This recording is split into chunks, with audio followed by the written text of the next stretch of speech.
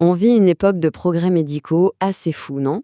Alors, ça amène une question hyper importante. Est-ce qu'on peut, un jour, trouver une sorte d'interrupteur pour simplement éteindre l'addiction? Au vin, au chocolat, à la nicotine. Quand on demande aux gens à quoi ils sont accros, les réponses, eh bien, elles sont super variées. Ça va du truc banal du quotidien, comme le chocolat, à des choses beaucoup plus sérieuses, la cocaïne, les amphétamines. Ce qui est sûr, c'est que l'addiction, au fond, elle a plein de visages différents, et d'une certaine manière, ça nous touche un peu tous. Et parfois, on parle d'enjeux qui sont carrément extrêmes. Prenez le fentanyl. C'est un opioïde de synthèse et tenez-vous bien, il est à peu près 100 fois plus puissant que la morphine. Oui, 100 fois.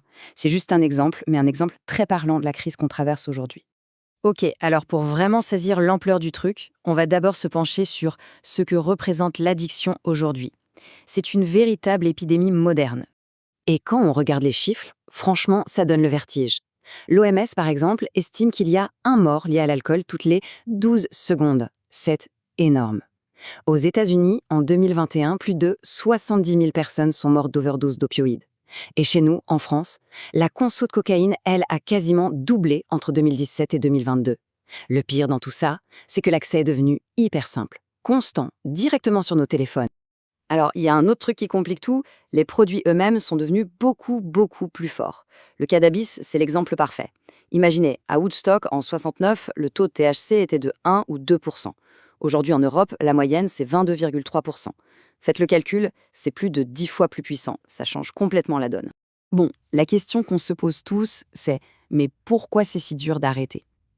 Le problème, c'est que les traitements classiques, ils ont du mal. Regardez ce chiffre. Seulement 20 à 30% des gens qui sortent de cure de désintox restent clean sur le long terme. C'est très peu. C'est un peu comme une démangeaison qui ne part jamais. On sait très bien qu'il ne faut pas gratter, que ça va être pire après, mais l'envie est juste trop forte. Et attention, cette difficulté, ce n'est pas juste une question de volonté, loin de là. Pour vraiment piger ce qui se passe, il faut aller voir directement à l'intérieur de notre cerveau, du côté de la chimie. Oui, parce que notre façon de voir les choses a complètement changé. Aujourd'hui, l'addiction est définie pour ce que c'est, une maladie chronique, avec des rechutes. C'est un vrai trouble du cerveau. On est très loin de l'idée du 19e siècle qui parlait d'un simple vice de caractère. Alors, comment ça marche? Il faut savoir que notre cerveau est programmé pour une chose, la survie. Et pour ça, il utilise un outil super puissant, le circuit de la récompense. C'est ce circuit qui nous pousse à faire tout ce qui est bon pour nous, manger, voir des amis, en gros, tout ce qui nous aide à survivre et à nous sentir bien. Et c'est précisément ce circuit que les drogues viennent pirater. Pour donner une idée, un bon repas ou un moment agréable va augmenter notre niveau de dopamine, c'est normal.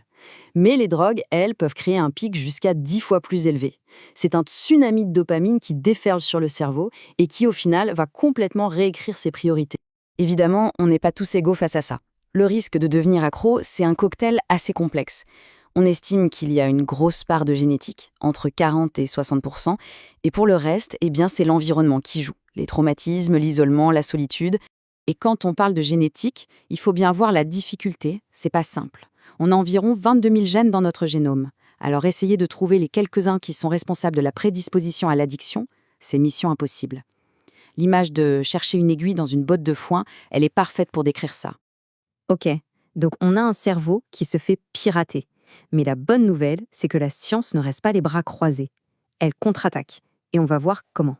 Le cœur du problème, le vrai moteur de l'addiction, c'est un mot, le craving. On pourrait traduire ça par désir compulsif. Mais attention, ce n'est pas juste une petite envie. C'est un besoin qui prend toute la place, impossible à contrôler, qui vient de processus automatiques dans le cerveau et qui court-circuite complètement la logique et la raison. Et pour combattre ce craving, la science explore aujourd'hui deux pistes radicalement différentes. D'un côté, on a un vaccin dont le but est de bloquer l'effet de la drogue, et de l'autre, une molécule qui, elle, vise à diminuer l'envie à la source. Alors, commençons par la première arme, le vaccin anti-fentanyl. Comment ça fonctionne? C'est assez malin. Le corps va fabriquer des anticorps. Du coup, si la personne reprend du fentanyl, hop, les anticorps se collent dessus, la molécule de drogue devient alors trop grosse pour passer la barrière du cerveau. Résultat, pas d'effet, pas de high, la drogue est éliminée et il ne s'est rien passé. Mais, il y a un mais, et il est taille. Il faut voir ce vaccin comme un pansement, pas comme une guérison miracle. Parce que oui, il bloque l'effet de la drogue, mais il ne supprime pas l'envie. Le désir, la dépendance psychologique, tout ça, c'est toujours là. C'est là qu'intervient la deuxième approche, avec une molécule comme le sémaglutide. Lui, il fonctionne tout à fait différemment, il ne bloque rien du tout. Son job, c'est d'agir directement sur le cerveau, un peu comme pour lui murmurer « En fait, t'as pas envie de ça ». Il imite une hormone qui nous dit qu'on est rassasié et ça pourrait potentiellement calmer le désir pour tout un tas de choses, du sucre à l'alcool. Bon, on a donc ces nouveaux outils qui sont vraiment prometteurs. Mais ça ouvre aussi tout un tas de questions, pas seulement sur les traitements de demain, mais sur la société dans son ensemble. Parce qu'il faut être réaliste, il n'y a pas de pilule magique. Ces traitements, aussi géniaux soient-ils, ne vont pas régler les causes profondes, le trauma, la solitude, le mal-être. Qu'est-ce qui empêcherait une personne vaccinée contre le fentanyl de se tourner vers autre chose? C'est une vraie question. Et même si on entend parler de thérapies géniques super prometteuses sur des singes, pour les appliquer à l'homme, on en a encore pour des dizaines d'années. Et puis tout ça nous amène à une question quasi philosophique, sur l'équilibre entre la liberté de chacun et la santé de tous. Jusqu'où la société doit-elle aller pour protéger les individus d'eux-mêmes? Et quid de ce qu'on pourrait appeler le droit à l'ivresse, cette quête de plaisir ou d'évasion? Finalement, ça nous laisse avec cette pensée. Une dernière question, peut-être la plus importante. Et si, au fond, le meilleur vaccin, c'était une société qui prendrait simplement mieux soin de ses membres? La science nous donne des outils incroyables, c'est sûr. Mais la solution la plus durable, ce serait peut-être de bâtir un monde où il y aurait un peu moins de solitude, un peu moins de stress et un peu moins de désespoir.